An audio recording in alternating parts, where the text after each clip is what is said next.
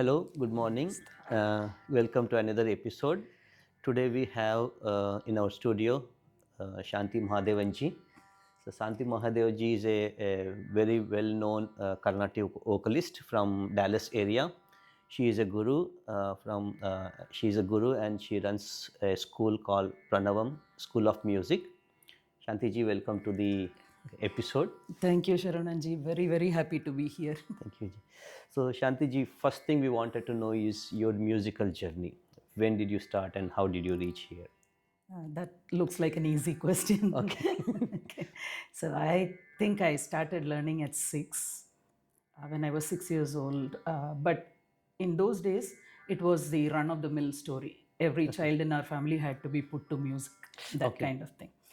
So after 3-4 years, my parents would have realized, oh, this girl is showing some practice, Nice. some promise. So then they took me to a very established guru. My first guru was, of course, learning the basic lesson was with Mrs. Geeta, a local artist. But after this 3-4 years, like I told you, my parents put me under the then principal of Tripunithara Music Academy, Professor Kalyana Sundaram. Okay. So I was learning under him continuously till he passed away. Okay. After that, there was a break for 1 or 2 years, but that was because it was really difficult to come to terms with the fact that he is no more. Okay. It was very difficult. After that, I went through the bachelor's degree. Till then, I learnt with him from 6 till I learnt with him. And after that, I got married when I was around 23. Okay. To my surprise, the husband that I got was also very, very interested in music. Excellent. That allowed me the freedom of continuing music. And so I can almost, I can say that almost since starting at 6 years of age, I have not stopped till date. Wow. So still learning, still singing, still teaching. So after that, after marriage, I came to Singapore. We settled down in Singapore after our studies and all that. For studies, both of us had gone to England actually. Okay. After that, we came to Singapore and settled, and that is when I joined the daughter of Sangeeta Kalanithi, Dr. S. Ramanathan. So I was under her tutelage for about 1.5 years. Okay. And then came my very, very, very advanced lessons with Kala Nipuna Sri N.R. Prashant. Nice. I joined him in around 2003 and so blessed that I continue to be with him. Nice. Even now. So if at all I have any fame or anything like that, it is absolutely due to him. He is the one who initiated me into concert singing.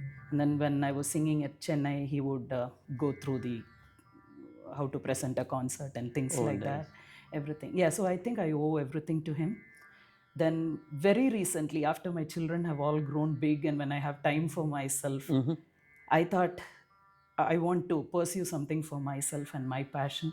That is when I joined the master's course in music itself. Oh, nice. Yeah. So I completed it around 2 years ago. Wow. That was from the University of Silicon, Andhra. Oh, nice. Yeah. Okay. So, throughout this journey, were you always involved in music? Like you said, you finished your bachelor. So, was that anything related to? That's a very interesting question. I knew you would come around to that. Yeah. But bachelor's, no. Bachelor's was in fishery science or marine sciences. Okay. It. Yeah. So after that, like I mentioned, after bachelor's, I got married. Okay. And then both of us went to UK for higher studies. Okay. And in UK, I was blessed to finish 2 other master's degrees. One was in oceanography and the second one was in bioacoustics. Oceanography and MS in oceanography and MPhil in bioacoustics. So what exactly were you doing in the oceanology? Yeah, like when I was doing bioacoustics, it basically translates as acoustics or the sound, physics of the sound made by biological organisms. Okay. But my area of focus was dolphins. Dolphins. Oh, nice. Yes. Oh, because of that So, echolocation. echolocation and things like that. So major part of my master's degree for bioacoustics I spent with the dolphins in the ocean. In the ocean. Yes. So you can say you were like singing with the dolphins in that case. Almost singing with the dolphins because they would go click, click, click, click. That's what they do for their echolocation. Okay. So my thesis was on how to prevent them from getting entrapped in the regular fishing nets. Okay.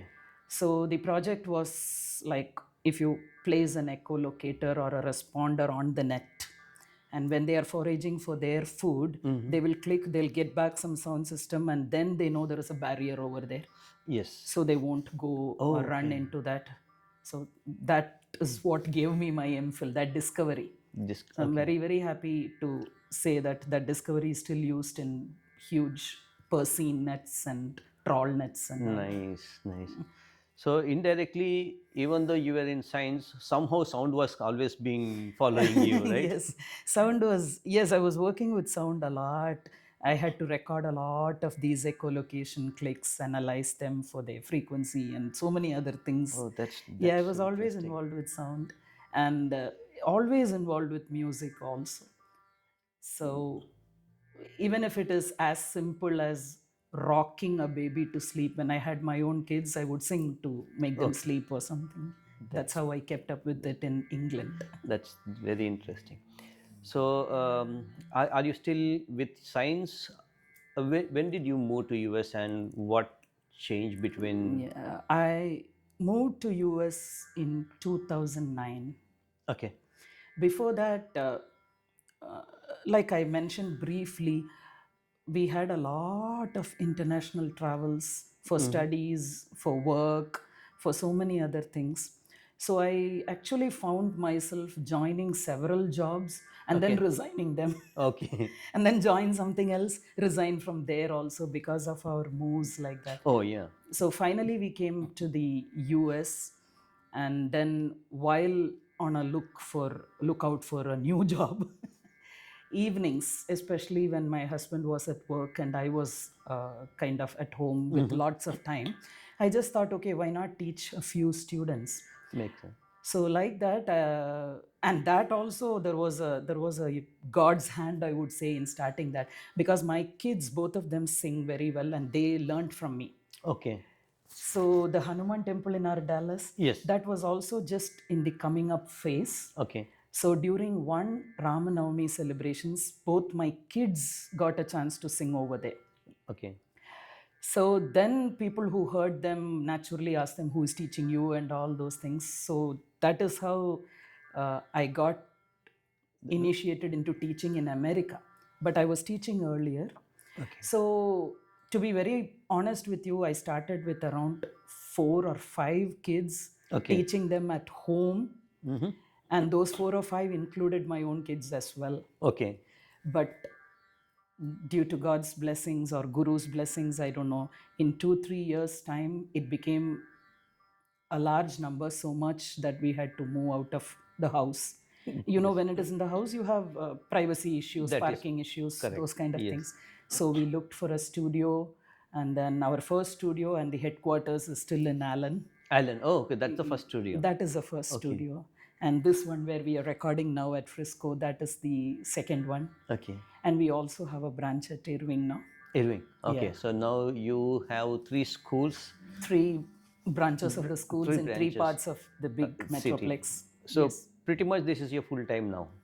Pretty much it has become, excuse me, it has really become full time because we have online classes also in the morning. Okay. So we have students from far-flung places like Dubai and even India. Oh. So I do online classes in the morning, and then the schools, elementary, middle school, all get released at different times, right? That is correct. So we have evening classes starting at around 4. 4. Okay. Different levels of students will come at different times, and every day we go on till earliest 8:30, but we go on till 9 also some days. So 4 to 9 on every day is at the studio. Mornings is online. So you move to all these three branches depending on which day what class is, or you have Yes. teachers who help you along? We actually, like I said, we are very, very, very blessed. From the 4 or 5 students in the beginning, in 2 or 3 years it became 50, 60. And now very, very extremely happy and blessed and honored to report to you that we have more than 400 now. Wow. So especially with this year's Vijayadashmi admission. So it's just understandable or comprehensible that 400 students I cannot handle alone. Never. So yes, we have another member of faculty. Her name is Ananthi Iyer, but very lovingly we call her Anu. Okay. Yeah. So she helps me in teaching all the beginners and a little bit. She basically handles all the basic lessons, as we call it. Okay. And when they come to intermediate or slightly above that, they transfer over to me. Okay. So to answer your question, yes, we move to all three branches depending on the days. That's interesting. So next thing I wanted to ask you is, you said you did the basics and intermediate, and now you are still learning advanced music lessons, right? So the one of the biggest challenge, especially in our music, is the Guru Shishya Parampara, right? So nothing is pre-recorded that you record and then kids learn from there. Yeah. So the biggest challenge is, without gurus, these nuances, these advanced lessons are may get stuck with the guru himself or herself, right? So what do you think we should do to have this knowledge keep going on? Because for that you need advanced students at that level, right? So only then you'll be able to teach. You cannot teach advanced to lower starting level. So students. how do you encourage kids so that this That's a very, very good question, I would say, and I very much look forward to answer that question also. So I want to use the analogy of going to a temple. Okay. So initially, when you go to a temple, you go there with a lot of requests. Oh God, make my illness go away, or allow me to buy a car, or take away my pain, or give me that, give me this. We go like that, right? All the requests, yes. So once you keep doing that, once you keep taking them regularly or something like that, at some point of time, all these personal requests will go away. That is correct. And you go there to seek that spirituality. Yes. So initially it is kamyam, and then it becomes nishkamyam. Okay. So exactly like that in music also. Initially you teach them, and to help them develop an interest, definitely there must be a reward system, in my opinion. Okay. We must show them carrots. Yes. And keep going. Later on they will realize the importance of that wonderful cultural aspect of our country, and they will start getting involved. Okay. So what I tell them is, suppose they have a class on Monday. There is no use sitting down on Sunday and singing for 4 hours or 5 hours. Makes sense. Every day 30 minutes or 45 minutes is always going to be better. That is true. So how do you develop that? Right from the young age, I ask them this question also. You are taught to eat, right? Initially the parents feed you, after that you're taught to eat. So when you pick up a food item, how does it go to your mouth always, and not to the eyes and not to the ears later on? Correct. It's absolutely because of practice. Just like that, if you keep practicing, the music should also come, or the practice of music should come naturally to you. Another example I use is when they go to school.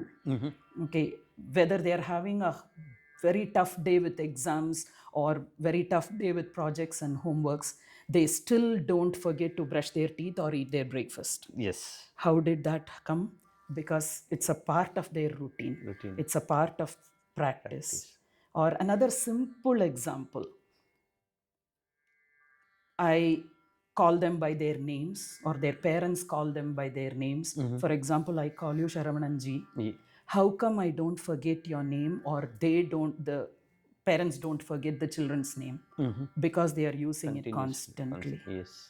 right? The children call me Shanti auntie. How come they don't forget my name? Because they are doing it constantly, calling me with the name. That's Just like that, if you practice music constantly, it is definitely going to come out better and better. God. So, as a parent or a guru, the idea is to encourage kids to not only practice but be consistent, right? So, Yeah, even if it is small consistency. portion, do it consistently. Yes, consistency is a very, very big chunk of whether you sing well or do anything well. Okay. Rather than just come to class today, forget about it, and then come again next week, same time. That doesn't So, ring true at all. perfect. This is very informative. In fact, this opens up more opportunities. Now, the kids and audience who are listening to us know that Guru's point would be, as you said, the example of a temple. Like initially, yes, Guru will give, then eventually you should start taking it, right? Yes, yes, That that is is very very much. helpful. And two other things I try to encourage them to be very interested. I just want to bring this. Thankfully, I am able to speak in at least 4 or 5 different languages fluently. So, very young kids, if they are coming, if I talk to them, if I communicate to them in a language that they are comfortable with, then one, they sit in the class paying more attention Okay. rather than force a foreign language on them suddenly. Later on, of course, we have to talk to them about Sanskrit or whatever the composition language is. Yes. But then initial introduction, if it is talking to them, relating to them at their level, Got it. then it is better. That is one thing. And the second thing is, if they come a little above the basics level, other than the sarigama line, when they come to a little higher than that, suppose I'm teaching them a song, what I find holds their interest is talking to them about that song. Who composed it? Why was it composed? Where was it composed? What is the occasion for that composition to have been created? And surprisingly, you find most of the compositions in Carnatic music have a context around yes. it.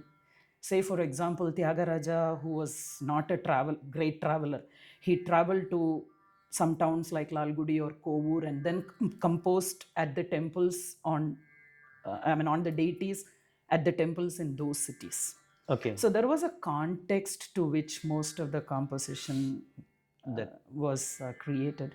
Or there are some other interesting topics, like, for example, you have compositions in Tamil or Sanskrit or languages like that, but you have something in a thing called Mani Pravalam, Okay. where different paragraphs of the same composition are in different languages. Wow.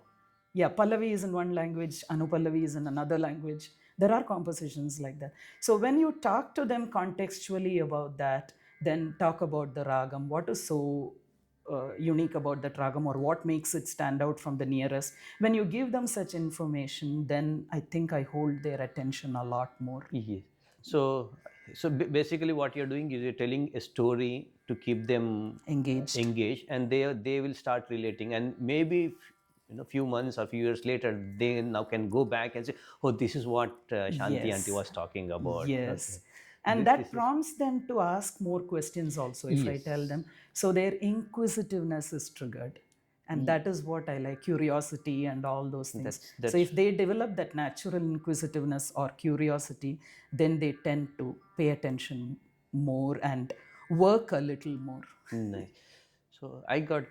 So from this conversation, what I realized is you are a good musician, but more than a musician, you are a very good teacher. Oh, thank you so much. Because some of the basic examples you gave, anyone can relate. You're not using the technical words. You're using the word that I can understand versus a little kid can understand. So I think that plays a huge role when you're teaching, and not just teaching, but bringing the interest and passion into the kids. Thank you, sir. Thank you, sir. Teaching has really always been my passion. So like I was telling you earlier, I was teaching biology and bioacoustics. Yes. But then since 2009, I made a very conscious decision to shift to music. So this reminds me, like when I was learning in high school and colleges, so learning is big challenge because you have to sit for hours together and try to understand. So my professor used to say, the fastest way to learn is become a teacher. Oh, yes. Yeah, because teaching is not just as simple as we can call it teaching, because it involves a lot of responsibility. Yes. In the sense, you can't teach something wrong That is or correct. something that comes to your mind. So even if I know a song, before I start teaching it, I go and listen to some great vidwans. How have they done it? For example, how have they pronounced it? Diction is a big thing in Carnatic music, according to me. So for example, there are a lot of songs in Telugu. I understand Telugu and all those things. I understand the lyrics in the song, but it's not my mother tongue. Correct. But if I'm going to teach a song in Telugu, I need to make sure that I'm pronouncing it correctly. Because sometimes bad pronunciation is not only bad, but it gives rise to things like wrong meanings. Completely wrong meaning. I totally understand. That I really don't want at all, and therefore I do a little bit of my own research before I start teaching a particular song, even if I have learned that song before.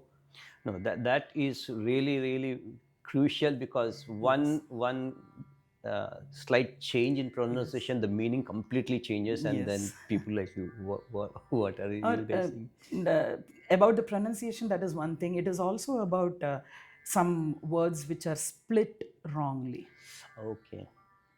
Yeah, so if I want to say, sorry, I'm using your own name. If I want to say Sharavanan, if I say Shara and then pause and then say Vana, it is not at all aesthetic. It is not at all right. That is good. So where not to split and the- where to actually split, that is also important part of the diction.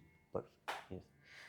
So following up with the teaching questions, one question I wanted to check is, some of the parents are not from musical background, right? So I am not from music, and I want my kids to learn. So do you have any workshops similar to the way you told the storytelling piece for parents, so they understand what their kids are learning and how they can help? Yes, that's a very good question, and we do have workshops for parents. We try to keep it biannual, 2 times in a year at least. Okay. But again, I have to be very honest with you, because of work pressure or something, the attendance has not been good. Okay. So what we try is we refocus on the children only. So instead of just telling them to practice, we try to give them a lot of props, like for example, real printed notes. Okay. Or our voices singing that particular thing, that particular lesson. So they have the recording, they have the notation, they have so many props to help them like that, and there is no reason for not practicing. Okay. So if they practice, I strongly believe that if they make a sincere trial, they will get it. And what I base that sentence on is myself, because I am a first generation singer in my family. There are no other musicians, so-called musicians in my family that I know of. Okay. So if I have achieved anything today, it is definitely through effort. So the same thing I tell them also. Even if you don't have a musical background, if you put in the necessary amount of effort, you can do it. You can surely do it. Definitely. That one curious question. So when you were singing with the dolphins, right? So did you see any pattern with the fishes and the sounds they produce? Does it have same meaning, different meaning, like no different shrutis kind of? Let me talk in two schools of thought about that. Okay. One school of thought is scientific, and yes, they do have a very good communication. Okay. And that language, what they use, is being deciphered now, but we know that they do communicate. Because, for example, my first-hand experience, if a dolphin is caught in a fishing net, Okay. the one that is caught, of course, makes distress sounds and all those things. But its close family are also always hovering around and making those distress signals, which bring more dolphins. Okay. So they are communicating something. And although I have not experienced it personally, but I've heard real stories from my professors that dolphins do seek human help also to get some entrapped dolphins out of the net and things like that. They come near the boat and really request for help. And there are divers that have gone in and saved the dolphins from the net. So there is a big communication. That is the scientific part. The part, the other school of thought, the part relating it to music is just like we have so many different types of kids in one and the same class. Like that, there are so many different types of dolphins in one and the same pod. Okay. Some, especially the younger ones, are really, really naughty. Okay. And the parents do communicate to them, and almost it feels to us humans like they are saying, hey, don't do that. Okay. Yeah, they do go near the fishing nets, and then the parents make shrieking noises and yelling noises. Oh, They do that. So that is similarity. nice. That's Yeah, interesting. in music class also, some of them are very shy, and at least for the first two classes, they want their moms or dads to sit with them. Some others are very extroverted, and they'll come and ask, Auntie, what is your name? Okay. I mean, they'll start communicating very quickly. What are you going to teach me? Nice. First class. So, yeah, children and dolphins, yes, I see a big relation between them. Nice. That's very interesting. So I think that's all the questions I had to learn about you and your musical journey and your future. One thing I definitely want you to say is one of the quote you have in your school, which is very, very, I mean, I really like the way it's written. So I want you to tell the audience what exactly it means. Yes, it's my to-go quote, and I quote it often to the children also. It is, I mean, I've been encouraging you to practice. So please practice, not till you get it right, but till you cannot get it wrong. That's beautiful. That, I think we are also running out of time, Shantiji. Thank you very much for the talk show, and hopefully we'll see you again with more such episodes. Until then, thank you very much. Thank you. Thank you to Saravana Creations for having me, and it was indeed an honor. Thank you for inviting me. Thank you, ma'am.